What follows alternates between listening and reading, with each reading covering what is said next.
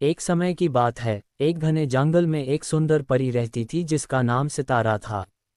वह अपनी सुंदरता और अच्छाई के लिए जानी जाती थी।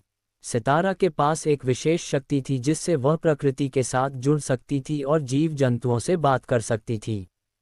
एक दिन सितारा ने एक सुंदर सांप देखा जिसका नाम नागराज था।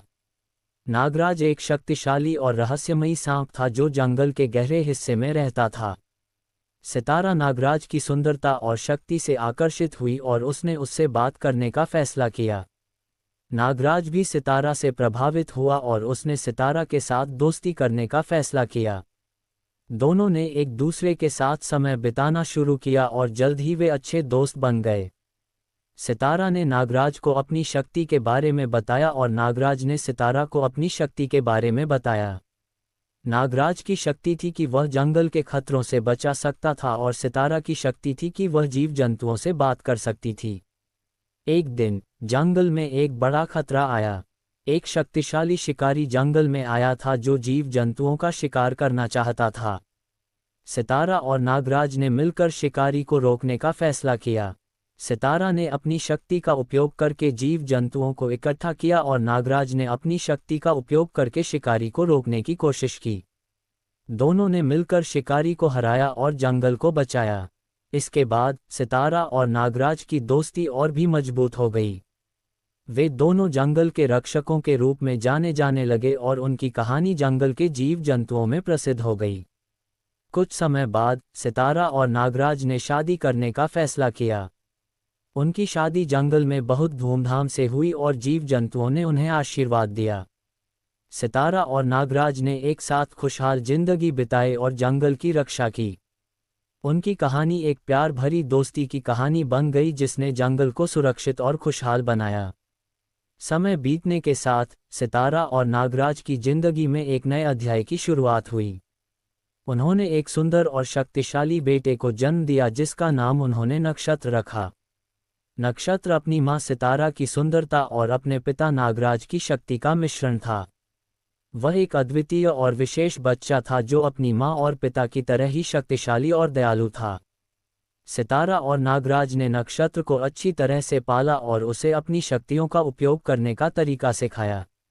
नक्षत्र ने अपनी मां और पिता की तरह ही जंगल की रक्षा करने और जीव जंतुओं की मदद करने का फैसला किया। एक दिन जंगल में एक बड़ा खतरा आया।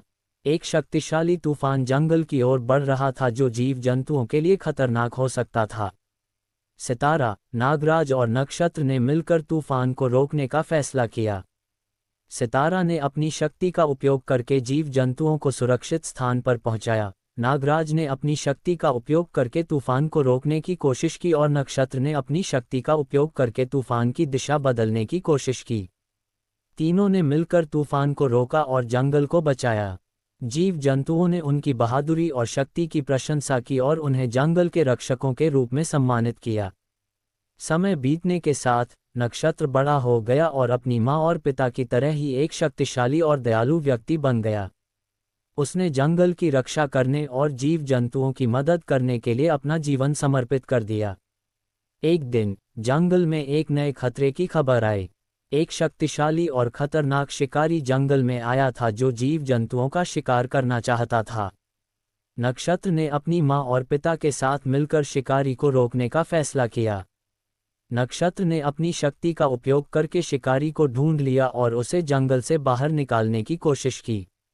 लेकिन शिकारी बहुत शक्तिशाली था और उसने नक्षत्र पर हमला कर दिया। सितारा और नागराज ने अपनी शक्ति का उपयोग करके नक्षत्र की मदद की और शिकारी को हराया। लेकिन इस लड़ाई में नक्षत्र घायल हो गया और उसे अपनी शक्ति का उपयोग करने में मुश्किल हो रही थी। सितारा और नागराज ने नक्षत्र को अपने साथ ले जाकर एक सुरक्षित स्थान पर पहुंचाया और उसकी देखभाल की। नक्षत्र धीरे धीरे ठीक हो गया और अपनी शक्ति का उपयोग करने में सक्षम हो गया। इसके बाद नक्षत्र ने अपनी मां और पिता के साथ मिलकर जंगल की रक्षा करने और जीव जंतुओं की मदद करने के लिए अपना जीवन समर्पित कर दिया।